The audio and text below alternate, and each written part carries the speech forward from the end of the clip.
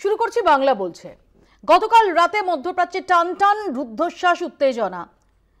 কি হয় এই ভাবনা নিয়ে ঘুমোতে গেছিলেন, সকালে উঠে দেখেছেন যে পশ্চিম এশিয়ায় যুদ্ধবিরতির কথা ঘোষণা করে দিয়েছেন সেই মার্কিন প্রেসিডেন্ট ডোনাল্ড ট্রাম্প। ভারত পাকিস্তানের মতো এই যুদ্ধ থামাতেও তার ভূমিকা গুরুত্বপূর্ণ বলে দাবি করেছেন তিনি, কিন্তু তাকে হতবাক করে দিয়ে দুদেশে মিসাইল হামলা চালিয়েছে। ফলে প্রশ্ন উঠেছে ইসরায়েল ইরানের মধ্যে যুদ্ধবিরতি নিয়ে। দুদিন আগেই আমেরিকা হামলা চালিয়েছিল ইরানে, গুঁড়িয়ে দিয়েছিল তেহরানের 3টি পরমাণু কেন্দ্র।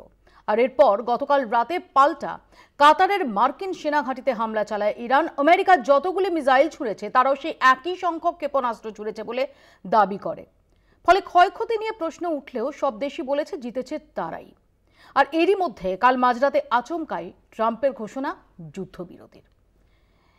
কিন্তু মধুরেণ সমাপয়েত কি হলো? না, কারণ তাকে অস্বস্তিতে ফেলে ফের ইরান ইসরায়েলের লড়াই। ইসরায়েলের দাবি যুদ্ধবিরতির ঘোষিত সময়ের আগেই তারা হামলা চালিয়েছে। ফলে প্রশ্ন উঠছে সদিচ্ছা নিয়ে। সত্যি কি যুদ্ধবিরতি, নাকি তলায় তলায় রয়ে গেল গনগনে আঁচ যা ধরা পড়ল? এই নিয়ে প্রশ্ন করতেই ডোনাল্ড ট্রাম্প যে ভাষায় মেজাজ হারালেন তাতে দেখুন।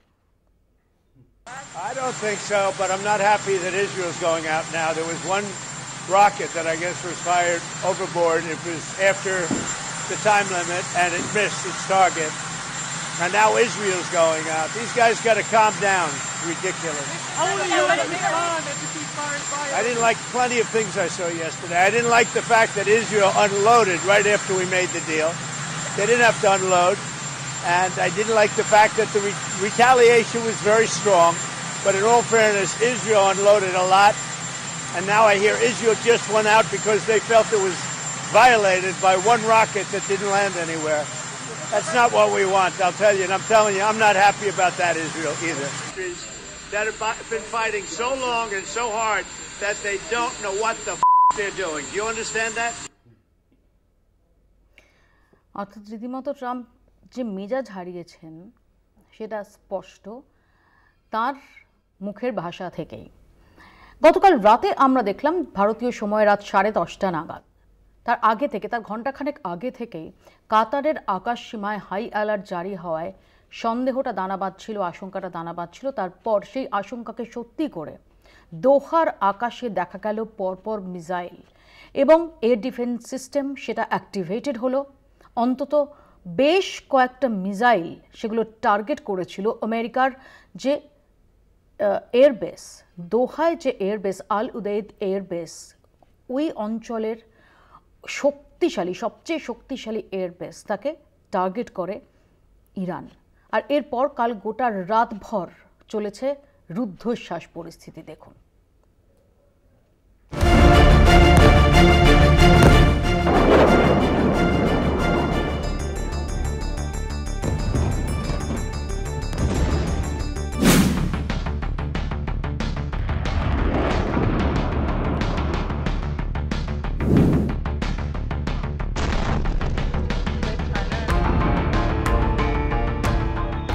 অবশেষে কি ইরান ইসরায়েল যুদ্ধ পরিসমাপ্তি? 12 দিনের রক্তক্ষয়ী সংঘর্ষের পর শান্তি ফিরবে পশ্চিম এশিয়ায়। এশিয়া যখন মাঝরাত, তখনই এই প্রশ্ন উস্কে দিয়ে টুইট করেছেন মার্কিন প্রেসিডেন্ট ডোনাল্ড ট্রাম্প। প্রশ্ন করে তিনি লিখেছেন, সকলকে অভিনন্দন, ইরান এবং ইসরায়েল পূর্ণ যুদ্ধবিরতিতে সম্মত হয়েছে। ট্রাম্প জানান, আগামী 6 ঘন্টার মধ্যে ইসরায়েল এবং ইরান সব অভিযান সম্পূর্ণ করে ফেলবে, চূড়ান্ত অভিযান সম্পূর্ণ হবে। ট্রাম্পের এই টুইটটি বিশ্বজুড়ে জল্পনা বাড়ায়। সকালের দিকে ক্ষেপণাস্ত্র ছোঁড়ারও খবর মেলে, ফের শান্তির আর্জি জানান ট্রাম্প। কিন্তু এখানেই প্রশ্ন, কয়েক ঘন্টা আগেও যখন ধুন্ধুমার যুদ্ধ হচ্ছিল তখন কোন উদ্যোগে ছেদ পড়ল তাকে? ইরান ইসরায়েল যুদ্ধের মধ্যে হঠাৎ ঢুকে পড়ে আমেরিকা। ইরানের 3টি পরমাণু ঘাঁটি বিধ্বস্ত করে তারা। এর পাল্টা কাতারে মার্কিন যুদ্ধ ঘাঁটিতে হামলা চালায় ইরান। এইভাবেই তৈরি হচ্ছিল তৃতীয় বিশ্বযুদ্ধের পরিস্থিতি। এর আগে রাশিয়া ইউক্রেন যে যুদ্ধ শুরু হয়েছিল সেখানে তৃতীয় পক্ষ যোগ দেয়নি, তাই ওই যুদ্ধ ছড়িয়ে পড়েনি। ইসরায়েল ও গাজার মধ্যে সংঘর্ষ নিজেদের মধ্যেই আটকে থেকেছে, কিন্তু এবারের যুদ্ধ ছড়িয়ে পড়ছিল আশেপাশে। রাশিয়া ও চীন সরাসরি সমর্থন জানিয়েছিল ইরানকে। ইসরায়েলের পাশে আমেরিকা ছাড়াও সরাসরি সমর্থন জানিয়েছিল ইউরোপের অনেক দেশ।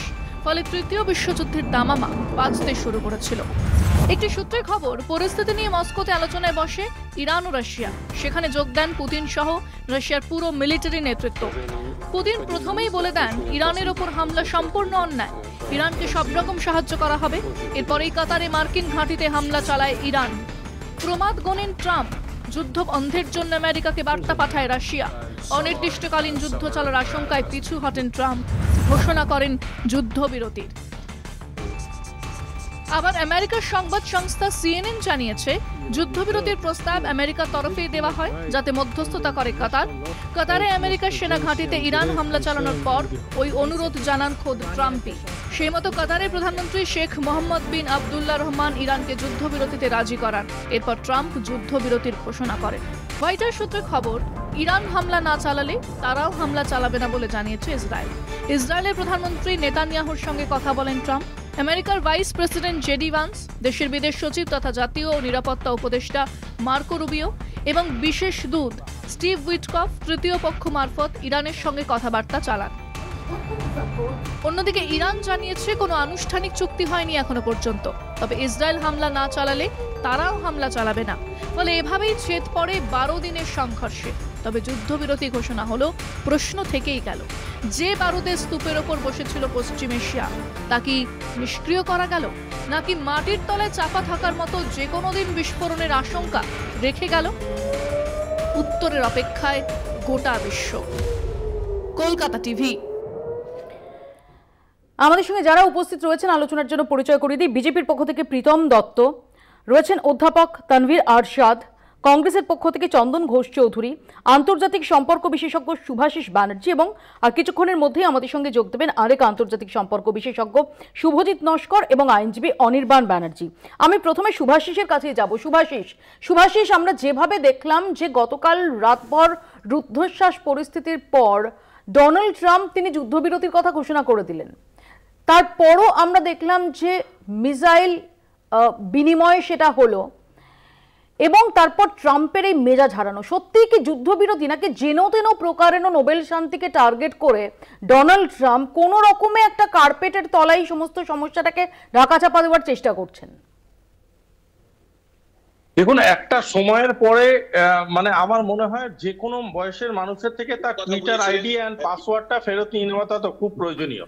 কারণ যেভাবে ডোনাল্ড ট্রাম্প নিজের ইচ্ছা খুশি মতো টুইট করে যাচ্ছেন, সেখানে খুব বিপজ্জনক একটা পরিস্থিতির সৃষ্টি হচ্ছে। উনার নিজের সেনেট, উনার নিজের আশেপাশের লোকরাই বুঝতে পারছে না কখন শান্তি এসে যাচ্ছে, কখন অশান্তি এসে যাচ্ছে। সুতরাং এটা কোনোদিন বিশ্ব পরিমণ্ডলে কোনো একটা ভালো বার্তা দিতে পারে না। পয়েন্ট ওয়ান, যে ডোনাল্ড ট্রাম্প যখন ভাবছেন যে টুইটার থেকেই শান্তির বার্তাগুলো ছড়ায়, তাহলে আমার জানার প্রয়োজনীয়তা আছে যে এতদিন ধরে যে পিস প্রসেসগুলো, তার আবার পছন্দের ট্রুথ সোশ্যাল। ইয়েস, অফকোর্স এতদিন ধরে যে যে মারাত্মক রকম ভাবে টুইট গুলো হয়নি, তাহলে সেই পিস প্রসেস গুলো কি সেই দেশগুলো অ্যাটেন্ড করতে পারেনি? আর টুইটার যদি কোম্পানিটা না থাকতো তাহলে কি গোটা পৃথিবীর মধ্যে পিস আসতো না? সুতরাং এই ধরনের বোকা বোকা প্রসেসের কোনো মানে হয় না। সুতরাং যে জিনিসটা একটা প্রপার মিলিটারি ইভেন্ট, যে জিনিসটা একটা প্রপার রাষ্ট্রীয় পরিকাঠামোর মধ্যে হয়, সেটা হঠাৎ করে একটা মানুষ কোথা দিয়ে একটা অরণ্যদেব আসছে, সে এসে কি বাক্তাল্লা মারছে কেউ জানে না, হঠাৎ করে একটা টুইট করে দিচ্ছে যে আমি পিস করে দিলাম। আরে এই ইয়ার্কি ফাজলামোর জন্য কি একটা রাষ্ট্রীয় রাজনৈতিক পরিকাঠামো আমরা ওয়েট করে থাকবো? এটা কোনোদিনই হতে পারে না। এবং তার জন্য আজকে যেভাবে ইরান রিপ্লাই করছে, ইসরায়েল রিপ্লাই করছে, বরঞ্চ বলতে পারেন আরো অ্যাগ্রেশন বাড়াবার চেষ্টা করছে, এর জন্য এক পক্ষে দায়ী আজকে ডোনাল্ড ট্রাম্প। ডোনাল্ড ট্রাম্পকে কে বলেছিল আননেসেসারিলি এই কনক্লুশনস গুলো ড্র করতে? কিন্তু শুভাশিস, আমার এখানে জিজ্ঞাসা, যে আমরা তো দেখেছি যে ইসরায়েলের তরফ থেকে মার্কিন প্রেসিডেন্ট ডোনাল্ড ট্রাম্প তাকে ধন্যবাদ জানিয়ে কনফার্ম করা হয়েছে, কয়েক ঘন্টা আগে যে কনফার্মেশন দিয়েছে তাদের বিবৃতি, সেটাও তো জারি হয়েছে, সেটা তো ইস্যু রয়েছে যে হ্যাঁ সিজ ফায়ার হয়েছে। দেখুন, সিজ ফায়ার একটা পক্ষ যখন সেটাকে সাপোর্ট করছে, তাতে কিন্তু টোটাল সিজ ফায়ারটা হয় না, অন্য পক্ষের দায়িত্বটাকেও আমাদেরকে বুঝতে হবে। সেক্ষেত্রে সিজ ফায়ারের জন্য সব থেকে আগে যেটা প্রয়োজনীয়, যারা ইনভলভ দুটো পার্টি, তাদের দুজনকে একটা এগ্রিমেন্টে আসা, তাদের দুজনকে একটা আন্ডারস্ট্যান্ডিং এ আসা। এখানে তৃতীয় পক্ষ নেচে বেড়াচ্ছে, মানে বেগানা সাদিমে আব্দুল্লাহ দিওয়ানা, উনি নাচছেন। অথচ ইরান ইসরায়েলকে কোথাও একটা এসে তো সেই জায়গায় বলতে হবে যে হ্যাঁ আমরাও সিজ ফায়ারে কমপ্লিটলি ইনভলভ। ইসরায়েল বলছে ইটস ওকে, ইরান বলছে আমি কমপ্লিটলি মানছি না, আবার ইরান অ্যাটাক করছে, আবার ইসরায়েল রিটালিয়েট করছে। সুতরাং অবভিয়াসলি এই দুজন যতক্ষণ না রিয়েলাইজ করছে ইম্পর্টেন্স অফ সিজ ফায়ার, এই দুজন যত না সেখানে ইনভলভ হতে পারছে, থার্ড পার্টি কি বললো না বললো রিয়েলি তাতে কিচ্ছু ম্যাটার করে না। আমি আসবো শুভাশিস, সেটাই ফ্রাস্ট্রেশন ক্রিয়েট করছে ডোনাল্ড ট্রাম্পের মধ্যে। আমি এখানে একটু শুভজিতের কাছে আসবো। শুভজিৎ, কি মনে হয় যে আমরা এটাকে যুদ্ধবিরতি বলতে পারি? যুদ্ধবিরতির সিচুয়েশন অর্থাৎ ডি এসকালেশন, সেটার আন্দাজ পাওয়া যাচ্ছে? দেখুন, মানে ডি এসকালেশনের পরিস্থিতি কত তাড়াতাড়ি একটা কনক্লুশনের জায়গায় আসবে কি না আসবে সেটা তো এখনো যেভাবে দুপক্ষ মিলিটারিলি একে অপরের দিকে এক্সচেঞ্জ করছে, তারপরে আমার মনে হয় যে এটা বোধহয় আরেকটু টাইম নেবে এই সিজফায়ারের বোধহয় একটা কনক্লুডিং ফেজে আসতে। কিন্তু আমার যেটা মানে বড় রকমের একটা অ্যাপ্রিহেনশনের জায়গা, সেটা হচ্ছে যে ইউএস ইন্টারভেনশন, কারণ বিগত দিনে ইউএস পাকিস্তান এবং ইন্ডিয়ার যে বাইল্যাটারাল কনফ্লিক্ট ছিল সেখানেও ইন্টারভিন করে তিনি সেলফ ক্লেম করেছেন যে সেখানে তিনি একটা কনফ্লিক্ট রেজলিউশনে পৌঁছে দিয়েছেন, কিন্তু পরবর্তীকালে সেটা নিয়ে অনেক ইফস এন্ড বিটস। কিন্তু ইরান এবং ইসরায়েলের ক্ষেত্রে যেটা হচ্ছে এই যুদ্ধটা কিন্তু অনেকটাই, যেটা আমি মনে করি যে এটা একটা ইটস এ হিস্টোরিক্যাল ফাইট। এটা শুধুমাত্র আজকে ধরুন একটা সম্মুখ সমরে নেমে যাওয়া নয়। ইরান এবং Israel they are also ideological opponents, এটা আমাদের মাথায় রাখতে হবে। এবং ইসরায়েলের সাথে কিন্তু আমেরিকার যে আইডিওলজিক্যাল ব্যান্ড উইথ সেটা কিন্তু ভীষণভাবে মেলে, এবং তারা শুধুমাত্র স্ট্র্যাটেজিক বা ডিপ্লোম্যাটিক কোনো অ্যালাই নয় ইসরায়েল এবং আমেরিকা। সে জর্জ বুশ থাকুক, সে ওবামা থাকুক, সে আপনার ট্রাম্প থাকুক, বা নেতানিয়াহু প্রাইম মিনিস্টার থাকুক। তো এই জায়গা থেকে ইরানের সঙ্গে আমেরিকার একদম সমীকরণটা একদম উল্টো, একেবারে উল্টো। এর অন্যতম কারণ, আমরা যারা আন্তর্জাতিক সম্পর্ক পড়ি বা পড়াই তারা অনেকদিন আগে একটি ইম্পর্টেন্ট বই পড়েছি, clash of civilizations by Samuel Huntington. তো স্যামুয়েল হ্যান্টিংটন তার বইতে খুব উল্লেখযোগ্যভাবে এটা বলে গেছেন যে সিভিলাইজেশনের ক্লাস এটা অলওয়েজ ছিল এবং এটা লাগতে বাধ্য। এবং তাই আমি অলওয়েজ বলি যে ইরান ইসরায়েলের কনফ্লিক্ট আজকে যে এই যে সিজ ফায়ার নিয়ে একটা অ্যাপ্রিহেনশন তৈরি হয়েছে, প্লেনে উঠতে যাওয়ার আগেই আবার ল্যাশ আউট করছেন ডোনাল্ড ট্রাম্প, এটা কিন্তু এই জন্যই হচ্ছে পুরো ব্যাপারটা। তার কারণ হচ্ছে এই পুরো সিজ ফায়ারটা কিন্তু একটা একপেশে জায়গায় সিজ ফায়ার হয়েছে। আপনি যদি দেখেন ইন্ডিয়া এবং পাকিস্তানের ক্ষেত্রে এই সিজ ফায়ারটা যখনই স্টপ করলো একটা ইমিডিয়েট আকার নিয়েছিল, কিন্তু ইরান এবং ইসরায়েলের ক্ষেত্রে ইমিডিয়েট আকারটা না নেওয়ার কারণ হচ্ছে, যদি আপনি গ্লোবাল সুপার পাওয়ার হিসাবে আমেরিকার পাওয়ার অনেক বেশি রিডিউসড এখন, কারণ অনেক মাল্টিপোলার ট্রেন্ডস ওয়ার্ল্ড পলিটিক্সে এসছে, ওয়ার্ল্ড পলিটিক্যাল যে ওয়ার্ল্ড অর্ডার রিকনফিগারেশনের মধ্য দিয়ে যাচ্ছে, সেই জায়গা থেকে দাঁড়িয়ে আমেরিকা কিন্তু ভীষণভাবে আইডিওলজিক্যালি টিল্টেড ঐতিহাসিকভাবে ইসরায়েলের প্রতি। কিন্তু ইরান তো একটা ওয়ান্ডেড এই মুহূর্তে টাইগার, সেই ওয়ান্ডেড টাইগার তারা তাদের যে নিউক্লিয়ার এনরিচমেন্ট ফ্যাসিলিটিস 3 জায়গায় সেখানে ইনস্টলেশনের উপরে আঘাত এনেছে, এবং তার পরবর্তীকালে ইসরায়েল যেমন আঘাত হানছে, ইউএসও তেমনি বাংকার বাস্টার নিয়ে গিয়ে আঘাত হানছে। একেবারে আমি এই জায়গাটাতে পরবর্তীকালে আসবে শুভজিৎ, কারণ এই ক্ষেত্রটা এটা আর জাস্ট দ্বিমাত্রিক তো নেই, এটা ভীষণ রকম ভাবে এই কনফ্লিক্টটা সেটা বহুমাত্রিক হয়ে দাঁড়িয়েছে। এবং যেখানে যে মার্কিন প্রেসিডেন্ট ডোনাল্ড ট্রাম্প তিনি সিজফায়ার অর্থাৎ তিনি সিজফায়ারটার সেটা ফ্যাসিলিটেট করলেন, এই দাবিটা করছেন, জাস্ট 2 দিন আগে তিনি বাংকার বাস্টার দিয়ে ইরানের পরমাণু কেন্দ্র সেখানে আঘাত এনেছেন। এবং এই যুদ্ধবিরতি একতরফাভাবে ঘোষণার জাস্ট কয়েক ঘন্টা আগে, মানে যেটা অত্যন্ত দীর্ঘদিন বাদে ইতিহাসে এই ঘটনা ঘটলো যে ইউএস এয়ারবেসে সরাসরি হামলা চালালো ইরান। যতই দাবি করা হোক যে সেটা ইভ্যাকুয়েট করা হয়েছিল ইত্যাদি, এটা জাস্ট একটা প্রতীকী, কিন্তু এটা সিগনিফিকেন্স বহুদূর। কাছে এটা একদমই একটা বহুমাত্রিক একটা চেহারা নিয়েছে, এবং সেখানে দাঁড়িয়ে ট্রাম্পের হঠাৎ করে এরকম একটা দাবি। আমি এই জায়গায় পরবর্তীকালে আবারও আসবো। আমি একটু চন্দনদার কাছে আসি। চন্দনদা, কি মনে হয় যে যেদিকে পরিস্থিতি যাচ্ছিল, বিশেষ করে হরমুজ প্রণালী, যে হরমুজ প্রণালী গোটা বিশ্বের অর্থনীতির ক্ষেত্রে একটা গুরুত্বপূর্ণ ভূমিকা পালন করে এবং যার উত্তর দিকটা যেটা ইরান নিয়ন্ত্রণ করে, এবং আমরা গতকালই দেখেছি যে দুটো সুপার ট্যাঙ্কার তাদের ফিরতে হয়। এই পরিস্থিতিতে দাঁড়িয়েই কি পুরো সমীকরণটা বদলানোর একটা ডেসপারেট অ্যাটেম্প দেখা যাচ্ছে? দেখো, ডেসপারেট অ্যাটেম্প আমি অ্যাবসলিউটলি, যেটা শুভজিৎ বলছিলেন যে রিকনস্ট্রাকশন, রিফিগারেশন, এটা কিন্তু আমরা বারবার দেখতে পাচ্ছি। মানে আমরা যেটাকে মাল্টিল্যাটারাল কনফ্লিক্ট, এটা কিন্তু দুটো দেশের কনফ্লিক্ট ছিল না, এবং সেটা ধীরে ধীরে প্রকাশিত হচ্ছে। একটা জিনিস পরিষ্কার হয়ে গেছে, এখানে আমেরিকার শক্তি কতটা খর্ব বা আমেরিকার কমান্ড কতটা নিচু স্তরে বা নিম্ন স্বরে বেঁধে দিল, এটা কিন্তু প্রমাণ হলো। মানে আমি তোমাকে বলতে চাইছি, ধরো আমাদের এখানেও একটা কনফ্লিক্ট ছিল পাকিস্তানের সাথে, আমরা জানি, আলোচনার বিশেষ করছি না, কিন্তু সেক্ষেত্রে আমি থামিয়ে দিয়েছি বলে 11টা যে স্টেটমেন্ট দেওয়া ওই এক্স হ্যান্ডেলে, সেটা কিন্তু এখানে উল্টো প্রমাণ হয়েছে। কারণ একদম শেষ স্টেটমেন্ট অনুসারে ইরান কিন্তু বলছে যে আমাদের যদি মারা হয় আমরা মারব, কারণ যুদ্ধটা তারা শুরু করেছে, শেষ করব আমরা। আমি বলছি এই স্টেটমেন্টটা কিন্তু একটা দুরূহ জায়গা তৈরি করছে, এবং এর পিছনে একটা লম্বা শ্যাডো আছে, একটা লম্বা শ্যাডো। আমি একটা মিনিট এখানে শেষ করি।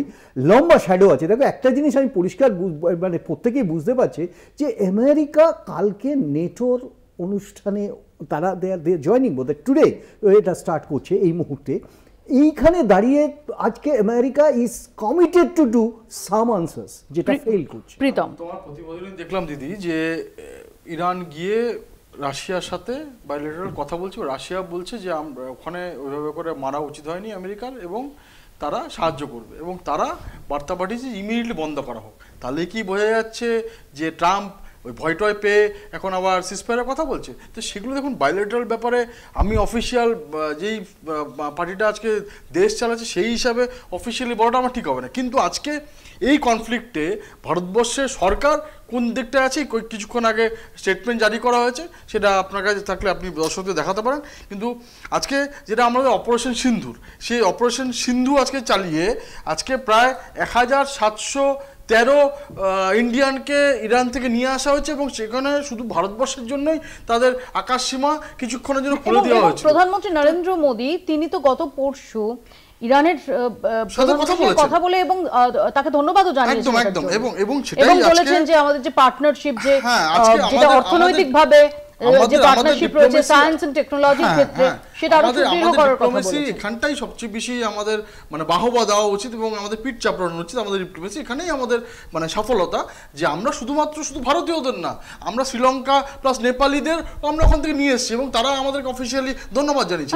তো সুতরাং এই অলরেডি 1713 জন আপনার ইরান থেকে, আর 161 জন ফ্রম ইসরায়েল, আরো 3টে প্লেন যাবে দুদিনের মধ্যে ইরান থেকে নিয়ে আসার জন্য। সবার জায়গায় এসেছি, আমরা যে বলি না যে বসুধৈব কুটুম্বকম, আমরা শুধু বলি না, সেটা বিশ্বাস করি। তো সুতরাং আমরা সেই বিষয়ে আজকে অলরেডি ডোনাল্ড ট্রাম্প নিজের পিঠ নিজে চাপড়াচ্ছে, আজকে তাকেই ওই সুযোগটা দেওয়া প্রীতম। আমি একটু তানভীরের কাছে আসি। তানভীর, কি মনে হয় যেটা যুদ্ধবিরতি বলা যায়? দেখো দিদি, সবার প্রথমে তো এটা বোঝা উচিত যে একটা ভালো নেতৃত্ব দেওয়ার জন্য you have to be a good listener, not only a good speaker. Populist wave গোটা বিশ্ব জুড়ে চলছে, এবং পপুলিস্ট লিডারদের মধ্যে একটা কমন ট্রেড দেখা যায়, তারা না খুব ভালো বলতে পারে, তারা শোনার আগ্রহী, মানে they are not a good listener.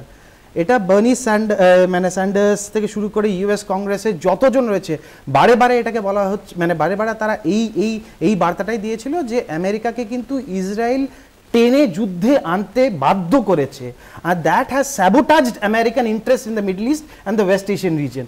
সেটা জানা সত্ত্বেও ডোনাল্ড ট্রাম্প একটা মানে আমি বিশ্বাস করি it's a world without super power, মানে ইভেনচুয়ালি আগে 4টা ছিল, তারপরে 2টো, তারপরে এখন তারপরে একটা, এখন আস্তে আস্তে আমরা সুপার পাওয়ারকে আস্তে আস্তে দেখছি কমে যাচ্ছে। এবার সেখানে দাঁড়িয়ে ডোনাল্ড ট্রাম্প নিজের উইমসিক্যাল ডিসিশনে একটা মেগালোম্যানিয়াক রোল প্লে করে হঠাৎ করে এগিয়ে কী করলো, ইনস্টিড অফ গিং এ প্যাসিফায়ার উনি গিয়ে অ্যাটাক করে দিলেন ফর্দোতে। সেটা অ্যাটাক করার পরে হোয়াট ডু এক্সপেক্ট ফ্রম মানে ইরানের, মানে এটা সেইভাবে ঘটনাটা হলো, মানে হঠাৎ করে আমি রাস্তা দিয়ে যাচ্ছি, যেতে গিয়ে একটা মেয়েকে দেখলাম, একজন মহিলা মনে করুন একটা জিন্স আর টি শার্ট পরে যাচ্ছে, হঠাৎ করে আমি একটা পারসেপশন নিলাম এর নিশ্চয়ই ক্যারেক্টারে একটু খুঁত আছে, কারণ এটা ওয়েস্টার্ন ড্রেস পরে যাচ্ছে।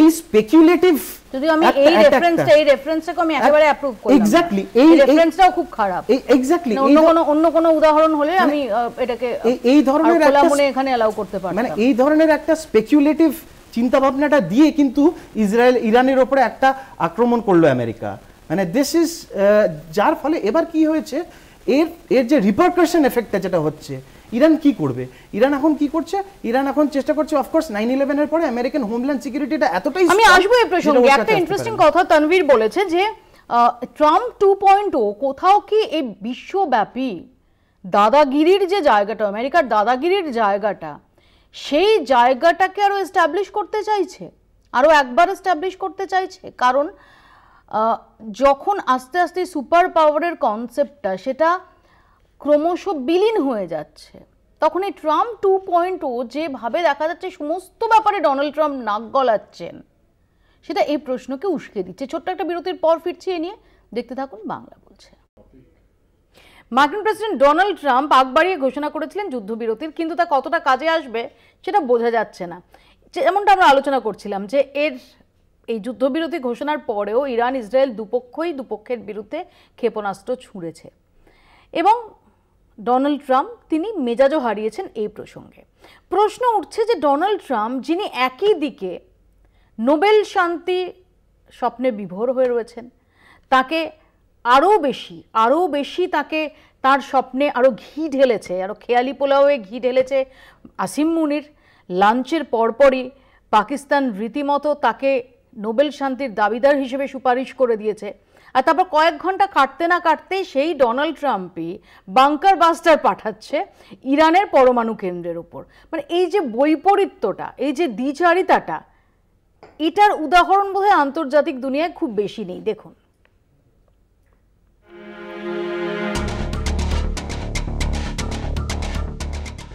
একে কি বলবেন, ভেলকি দেখাবার শখ ট্রাম্পের? না হলে বারবার কেন আগ বাড়িয়ে দাদা হওয়ার চেষ্টা করেন তিনি? ইসরায়েল ইরান যুদ্ধ যখন চরমে, তখনই আচমকা তেহরানের বুকে হামলা চালায় আমেরিকা। এরপর ইরানও হামলা চালায় কাতারের মার্কিন সেনা ঘাঁটিতে। এই পরিস্থিতিতে খুব দ্রুত যুদ্ধ থামানোর চেষ্টায় আসরে নামেন ট্রাম্প। 12 দিনের সংঘর্ষ শেষে আচমকাই ঘোষণা করেন যুদ্ধবিরতির, কিন্তু তাঁকে সেভাবে গুরুত্ব দিতে দেখা যায়নি ইরান বা ইসরায়েলকে। সব পক্ষই এর মধ্যে দাবি করেছেন যুদ্ধে জিতেছেন তাঁরাই, তাই হামলা করলে পাল্টা হামলা হবে। এখানেই হতাশ হতে দেখা যায় মার্কিন প্রেসিডেন্টকে। যুদ্ধবিরতি নিয়ে 4 ঘন্টার মধ্যে 3টি পোস্ট করেন ট্রাম্প। প্রায় কাকুতি মিনতি করতে থাকেন তিনি। তার এহেন আচরণ কেন? অনেকে বলছেন মার্কিন বাহিনীর ওপর বড় আঘাত নেমে আসার আশঙ্কায় আর ঝুঁকি নিতে চান না তিনি। পশ্চিম এশিয়ার যুদ্ধে এর মধ্যেই আকাশসীমা বন্ধ, ফলে বিপর্যস্ত বিমান চলাচল। হরমুজ প্রণালী বন্ধ হলে বিশ্বজুড়ে বিঘ্ন ঘটবে তেলের যোগানে। এই আশঙ্কায় তড়িঘড়ি যুদ্ধবিরতি চান ট্রাম্প। ইসরায়েলকে সতর্ক করতেও ছাড়েননি তিনি। প্রকাশ্যে এই প্রথমবার হেনস্থা হলেন না মার্কিন প্রেসিডেন্ট। এর আগে ভারত পাক সংঘর্ষ বিরতি নিয়ে নিজের ভূমিকা তুলে ধরতে চেয়েছিলেন তিনি। বলেছিলেন বাণিজ্য বন্ধের হুমকি দেওয়াতেই তাঁর কথা মেনে নিয়েছে ভারত পাকিস্তান, যদিও সেই কথা নাকচ করে দিয়েছে ভারত। কানাডা গিয়ে ট্রাম্পের সঙ্গে কথা বলেও সে কথা স্পষ্ট করে দিয়েছেন প্রধানমন্ত্রী মোদী। ট্রাম্পের দাবি নিয়ে ঘরেও সমালোচনার মুখে পড়তে হয়েছিল প্রধানমন্ত্রীকে। इतना बड़ा नेता है अब, अमेरिका बोलने से 1 सेकंड में चुप हो जाता है और उन्होंने करेंगे देश को रक्षा। ট্রাম্প না মোদি, কার দাবি সত্যি সেটা রহস্য হয়েই রয়ে গেছে। তবে পাকিস্তানের কাছেও ধাক্কা খেয়েছেন ট্রাম্প। পাক সেনা প্রধান মুনির আমেরিকায় গিয়ে মার্কিন প্রেসিডেন্টের সঙ্গে বৈঠকের পর যখন ট্রাম্পকে নোবেল শান্তি পুরস্কার দেওয়ার দাবি জানান, পরদিনই আমেরিকা ইরানে হামলা চালানোয় তাঁর সমালোচনা করেন। ফলে ট্রাম্পের দ্বৈত অবস্থান সবসময়ই তাঁকে বিতর্কে রেখেছে। এর মধ্যে তিনি আবার রাশিয়া ইউক্রেন যুদ্ধ বন্ধে মধ্যস্থতা করতে চাইছেন। ন্যাটো সামিটের সময় বুধবার জেলেন্সকির সঙ্গে আলাদা করে বৈঠক করতে চেয়েছেন তিনি। ফলে সব সময়ই ট্রাম্প নিজেকে লার্জার দ্যান লাইফ হিসেবে তুলে ধরতে চেয়েছেন। কিন্তু বাস্তবে প্রেক্ষাপটে ফুটে উঠেছে অন্য ছবি, যা পরিহাসের মতোই বারবার ফিরে এসেছে। কলকাতা টিভি। আমাদের সঙ্গে ইতিমধ্যে জয়েন করেছেন অনির্বাণ ব্যানার্জি। আমি অনির্বাণের কাছে যাব। অনির্বাণ, ভারত পাকিস্তান যুদ্ধবিরতির কথা আগাম ঘোষণা করে দিয়ে তারপর ভারতের তরফ থেকে সরাসরি জানিয়ে দেওয়া যে পাক ডিজিএমও তার অনুরোধের ওপর ভিত্তি করেই এই যুদ্ধবিরতি সেটাতে সম্মত হয়েছে ভারত। এবার আমরা দেখলাম ইরান ইসরায়েল এই কনফ্লিক্টের আবহেও ডোনাল্ড ট্রাম্প যখন তার জাস্ট কয়েক ঘন্টা আগে মার্কিন এয়ারবেস আল উদেইদ সেটাকে টার্গেট করছে ইরান, তারপর একতরফাভাবে যুদ্ধবিরতি ঘোষণা করে দিলেন ডোনাল্ড ট্রাম্প, এবং তারপর আমরা দেখতে পাচ্ছি না তো ইরান থেমেছে না ইসরায়েল থেমেছে, অন্তত এখনো পর্যন্ত। দেখুন, এখানে একটা ডিফারেন্স আমি বলবো, নিশ্চিতভাবে ডোনাল্ড ট্রাম্প আগে ভাগে ঘোষণা করে দেওয়ার পর ভারতের তরফ থেকে যুদ্ধবিরতি ইত্যাদি বলা, সেটা নিয়ে প্রচুর বিতর্ক, এবং নরেন্দ্র মোদীর গোটা বিষয়টি নিয়ে সম্পূর্ণ চুপ থাকা, এইটার কারণে ইরানের যিনি সর্বোচ্চ নেতা খোমেনি তার সঙ্গে কিন্তু সরাসরি প্যারালালটা আমি ড্র করতে পারছি না, দুটোর মধ্যে একটা তফাৎ রয়েছে।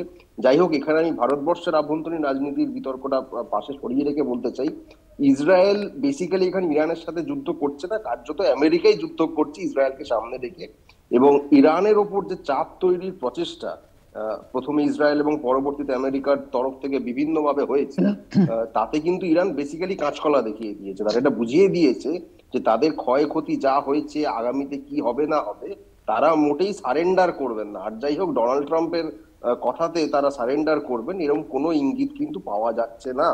এইখানে একটা জিনিস আমি বলতে চাই যে ইসরায়েল ইতিমধ্যেই কার্যত কিন্তু যুদ্ধটা যে হেরে গেছে এটা সে স্বীকার করে নিয়েছে, কারণ এটাই সে বাধ্য হয়েছে আমেরিকার থেকে সরাসরি সাহায্য চাইতে। আমেরিকাকে বিভিন্ন এয়ার স্পেস উপর দিয়ে গিয়ে যে এয়ার স্ট্রাইকটা করতে হয়েছে, এটা কিন্তু এক অর্থে ইসরায়েলের তরফ থেকে অ্যাডমিশন যে আমাদের একার দ্বারা হবে না। এই অভাবনীয় পরিস্থিতি ইসরায়েল রাষ্ট্র হওয়ার পর থেকে আজ অব্দি কোনোদিন ফেস করেনি। এটা আগেও আপনার অনুষ্ঠানে আমি বলেছি, আজকে আবারও বলছি, তাদের যারা বাসিন্দা সেখানকার সাধারণ মানুষ, তারা এই পাল্টা মার দেওয়া যেটাকে বলে সেইটা জীবনে দেখেনি। এতদিন দেখে এসছে প্যালেস্তাইনে দিব্যি গণহত্যা চলছে, কেউ কেউ মজা পেয়েছেন, হয়তো কেউ বিরোধিতা করেছেন, কিন্তু অন্য কথা নিজেরা কিন্তু ফেস কোনোদিন করেননি, যেটা এই প্রথম করছেন। এর ফলে নেতানিয়াহু তার অভ্যন্তরের যে বিষয় দেশের মধ্যে তাদের যথেষ্ট চাপে পড়েছেন, পড়বেন আরো বেশি।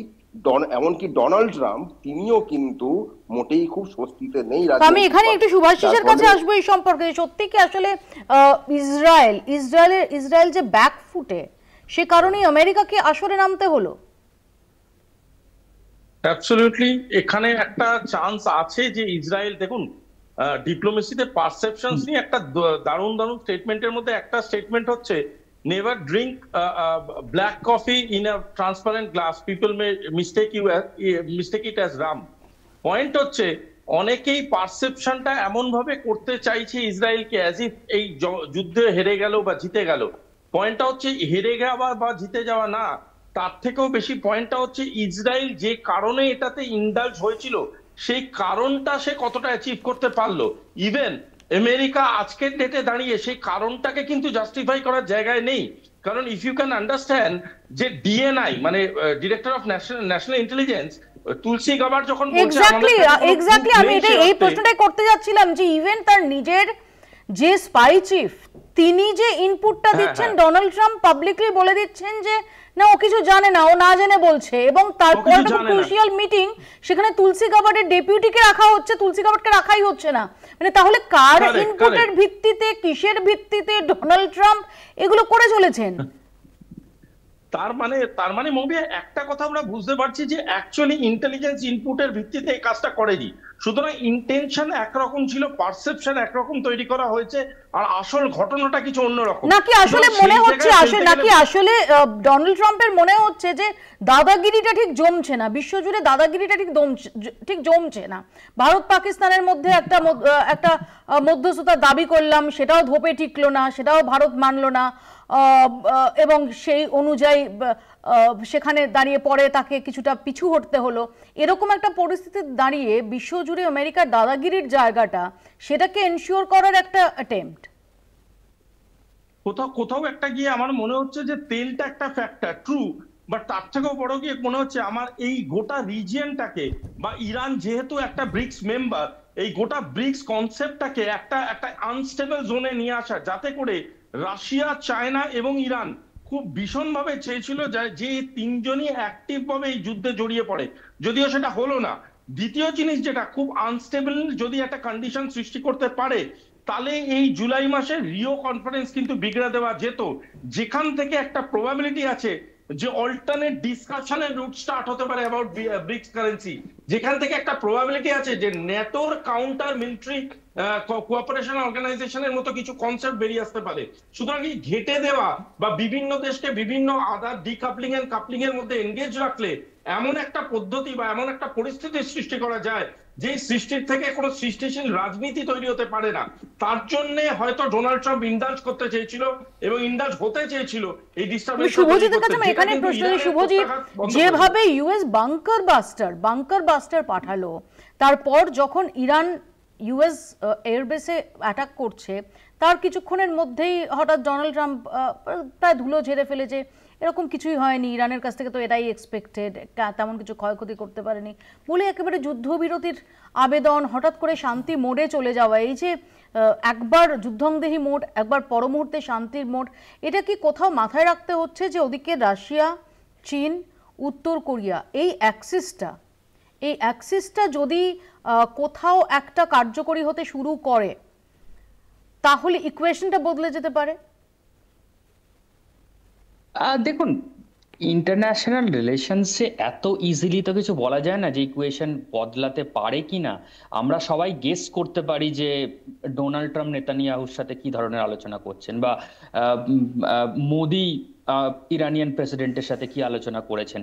আমরা যেটা লার্জলি বলতে পারি, মানে একেবারে এই যে দীর্ঘদিনের ইন্টারন্যাশনাল রিলেশনসের যে ধরনের বারবার মোড় চেঞ্জ করেছে, সেই পরিপ্রেক্ষিতে যেটা বলতে পারি যে আইডিওলজিক্যাল বা কালচারাল ক্লাস যখন হচ্ছে এবং সেটার প্রেডিকশন যখন আন্তর্জাতিকভাবে অ্যানথ্রোপোলজিস্টরা, সোশিওলজিস্টরা, পলিটিক্যাল সায়েন্টিস্টরা করেছেন, সেই জায়গা থেকে দাঁড়িয়ে কিন্তু এটা ঠিক যে পোস্ট কোল্ড ওয়ার পরবর্তী সময়ে বা ধরুন 1990-এর পরবর্তীকালে আমরা যেটা লার্জলি প্রেডিক্ট করা হয়েছিল যে একটা পোস্ট আইডিওলজিক্যাল ওয়ার্ল্ড তৈরি হবে, সেই পোস্ট আইডিওলজিক্যাল ওয়ার্ল্ড কিন্তু তৈরি তো হয়নি, বরং অন্য ধরনের একটা থিসিস তৈরি হয়েছে, বরং বেশি বেশি করে একটা আইডিওলজিক্যাল রিকনফিগারেশন করার চেষ্টা হচ্ছে। যেমন আপনি একটা গুরুত্বপূর্ণ কিন্তু কাছে আসার ঘটনা ঘটেছে, সেটা হলো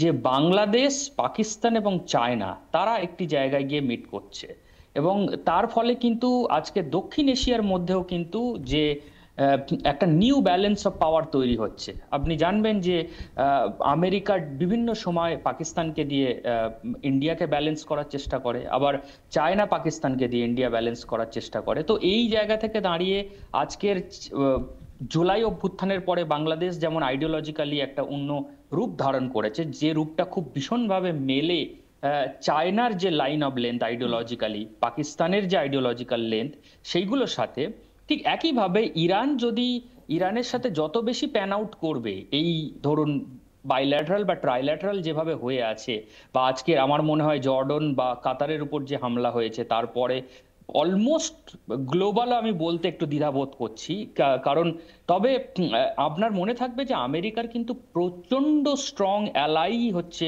অর্গানাইজেশন ফর ইসলামিক কান্ট্রিজের দেশগুলো, বিশেষত ইউনাইটেড আরব এমিরেটস, সৌদিজ এবং ওমান, কাতার দুজনেই, এবং তারা জর্ডন কিন্তু বারবার এয়ার ডিফেন্সে সাহায্য করেছে ইসরায়েলকে মিসাইল রুখে দেওয়ার ক্ষেত্রে।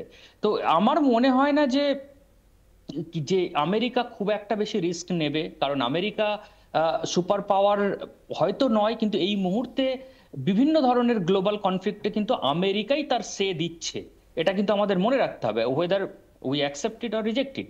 কিন্তু এক্ষেত্রে এটা বোধহয় বলা একটু এক্সাজারেশন হবে যে ডোনাল্ড ট্রাম্প কি সত্যি এক পেশে কাজ করছে নাকি জাস্ট একটা টুইট করে দিচ্ছে, আমরা কেউ জানি না। স্পেকুলেট করার মতো একটা জায়গা যে সত্যি সে কথা বলেছে কিনা। আমার মনে হয় না গ্লোবাল পপুলিস্ট লিডাররা এত বেশি ইররেসপন্সিবল বা এত বেশি তাদের উপর অ্যাসপারশন কাস্ট করা উচিত নয়, বা মেবি উচিত।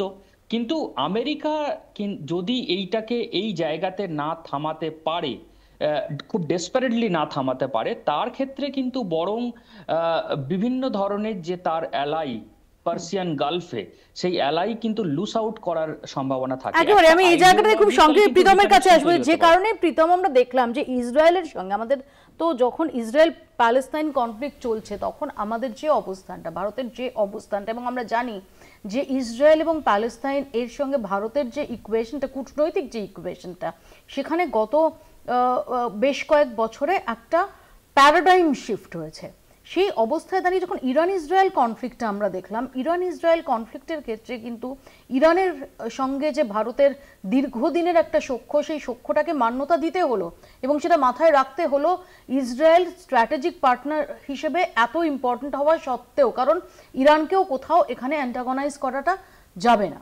না না, আমাদের তুমি দেখো না, আমাদের আমরা যেরকম বলি সর্বভৌমত্ব সুখী না সর্বভৌমত্ব ডিনার, এটা শুধু আমরা বলি না, আমরা এটা করে দেখাই। তুমি দেখো যে কোভিডের সময় কিন্তু আমরা শুধু এড পাঠাইনি, আমরা নিজেদের জনগণকেও বাঁচিয়েছি, ভারতবর্ষ যখন ইরান ইসরায়েলের মতো দুটো শক্তি, যাদের দুজনের সঙ্গেই ভারতের সম্পর্ক ভালো, কূটনৈতিক সম্পর্ক ভালো, তারা এরকম একটা কনফ্লিক্টে জড়িয়ে পড়েছে এবং ডোনাল্ড ট্রাম্প সে বাংকার বাস্টার চালাচ্ছে, এরকম একটা পরিস্থিতিতে দাঁড়িয়ে তো নরেন্দ্র মোদী তিনি, তার কি একটা ভূমিকা পালনের জায়গা ছিল, একটা রিচ আউট করার জায়গা ছিল? নিশ্চয়ই, এবং উনি তো বারবার আমরা অফিসিয়াল স্টেটমেন্ট দিয়েছিলাম যে কিছুক্ষণ আগেও এমইএর থেকে একটা স্টেটমেন্ট জারি করা হয়েছে, আমরা বারবার বলছি যে কূটনৈতিক মাধ্যমে নিজেদের মধ্যে কথা বলার মধ্যেই এই সমস্যার সমাধান করা যায়, তার জন্য ওখানে নির্দোষ জনগণদের মারা কোনো জায়গা নেই, এবং সেটাই বারবার হয়ে আসছে, এবং সেটাই ভারতবর্ষ নিজের জায়গাটা পরিষ্কার করে দিয়েছে, এবং ভারতবর্ষের জন্যই আজকে ইরানের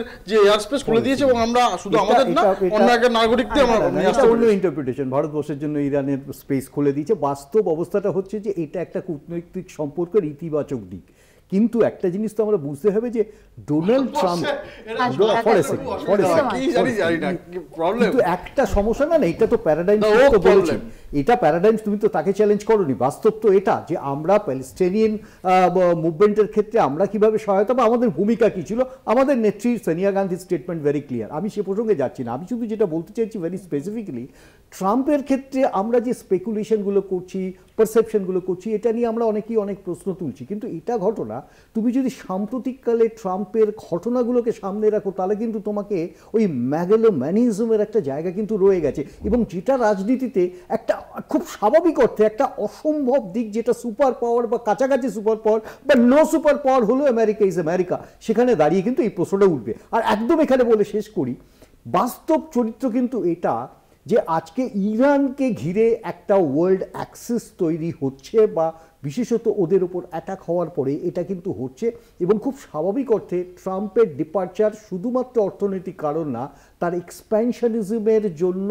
যে ফলটা আমেরিকাকে ভোগ করতে হতে পারে, এটাকে ভেবে ট্রাম্প পিছিয়ে খুব সংক্ষেপে তনভীরের কাছে শেষ করার আগে আমি এই প্রসঙ্গেই আসবো যে সত্যি কি মেগালোম্যানিয়াক ডোনাল্ড ট্রাম্প তিনি নিজের যে লার্জার দ্যান লাইফ একটা ইমেজ তৈরি করতে চান, সেই কারণে এই ট্রাম্প 2.0-তে তার এই সমস্ত স্টেপসগুলো নিতে দেখা যাচ্ছে নাকি, কারণ তার যে প্রথম মেয়াদ সেখানে তার ভূমিকাটা কিন্তু ভিন্ন ছিল, নাকি এটা মানে স্ট্র্যাটেজিক্যালি ভেবেচিন্তে নেওয়া পদক্ষেপ? দেখেন, একটা লিডারের অ্যাকশন দুভাবে ইন্টারপ্রেট করা যায়। প্রথম হলো তার ডোমেস্টিক বা এন্ডোজিনিয়াস পলিসিসগুলো কী কী এফেক্ট করছে তাকে, আর এক্সোজিনিয়াস বা বাইরের পলিসিগুলো। এখন যদি আমি দেখি ডোনাল্ড ট্রাম্প বলুন বা ইসরায়েল বলুন, তাদের কিন্তু ডোমেস্টিক যে সাপোর্টটা বা ডোমেস্টিক যে স্টেবিলিটিটা, সেটা কিন্তু আস্তে আস্তে দেখবেন খুব একটা শ্যাটার্ড জায়গা চলে যাচ্ছে। ডোনাল্ড ট্রাম্পের ভেতর দাঁড়িয়ে ওর সেনেটাররা, আমেরিকান পাবলিকরা ওপেনলি এটাকে ক্রিটিসাইজ করছে। ইসরায়েলে আপনি যদি দেখেন বেঞ্জামিন নেতানিয়াহুর বিরুদ্ধে একটা লং রান একটা কেস চলছে, এবং 2014 ডিসেম্বরে সেটাকে ও বলেছিল, তার প্রুফ এভিডেন্স দিয়েছিল, আর টপলিং অফ রেজিমের একটা খুব বড় একটা দিকে এগোচ্ছে। এইখানে দাঁড়িয়ে ডোনাল্ড ট্রাম্পের মাথায় এটাও কাজ করছে যে আমি তো মিডল ইস্টটাকে যদি আমি যতটা একটা প্রবলেমেটিক রিজিয়ন রাখতে পারবো, তত আমার ন্যাশনাল ইন্টারেস্টটা আমেরিকান ইন্টারেস্টগুলো তত আমি সেখান থেকে বের করে আনতে পারবো। সেকেন্ড, ডি-ডলারাইজেশনের আমেরিকার একটা ভয় রয়েছে। এই যে ব্রিক্স দেশগুলো, এরা যারা দিনের পর দিন ক্ষমতায়, global south, India being the voice of the global south, rise of চাইনা, এই ট্যারিফ বার করার পরেও সে যে দেখতে পাচ্ছে না যে কোনো দিকে যেন মানে মানে দিক শূন্য হয়ে যাচ্ছে, এই সময় দাঁড়িয়ে কিন্তু আমরা দেখেছি এটা হিউম্যান নেচার। তখন কিন্তু একটা হঠাৎ করে এই ধরনের পাগলের মতন একটা স্টেপ, মানে দুজনের মধ্যে মিডিয়েশন হলো না, হঠাৎ করে নিজেই আমাদের সময় একদম শেষ। অর্থাৎ ডোনাল্ড ট্রাম্প তার শান্তির নোবেলের জন্য তার যে দৌড়, সেই দৌড়, তার যে খেয়ালি পোলাওয়ে আসিম মুনিরের ঘি ঢালা, সেটা বাস্তবায়নের কতটা সম্ভাবনা আছে সেটা আমরা জানি না। ডোনাল্ড ট্রাম্প নিজেও অভিমান করে বলেছেন যে ওরা তো শুধু লিবারেলদেরই দেয়, কাজেই আমার পাওয়ার কোনো চান্স নেই। অন্তত ডোনাল্ড ট্রাম্প গত কয়েক মাসেই দ্বিতীয়বারের জন্য মসনদে বসার পর যে কাজগুলো করছেন, অ্যাপারেন্টলি তার মধ্যে যে খুব একটার সঙ্গে আরেকটা সঙ্গতি দেখা যাচ্ছে এমনটা নয়। এবার এটা কি সত্যি সত্যি তার বিভ্রান্তি, তার কোথাও ভাবনা চিন্তা? তিনি নিজেই বলেছেন যে আমি নিজেও জানি না আমি ইরান ইসরায়েল নিয়ে কি করব, বলার কিছুক্ষণের মধ্যেই তিনি বাংকার বাস্টার পাঠিয়েছেন। নাকি এর মধ্যে একটা কোড, যেটাকে বলা হয় মেথড ইন ম্যাডনেসও রয়েছে আমেরিকার দাদাগিরিটাকে জারি করার জন্য? এই প্রশ্নের উত্তরটা হয়তো ভবিষ্যতে দেবে। আপাতত বাংলা বলছে এখানেই শেষ করছি। দেখতে থাকুন কলকাতা টিভি।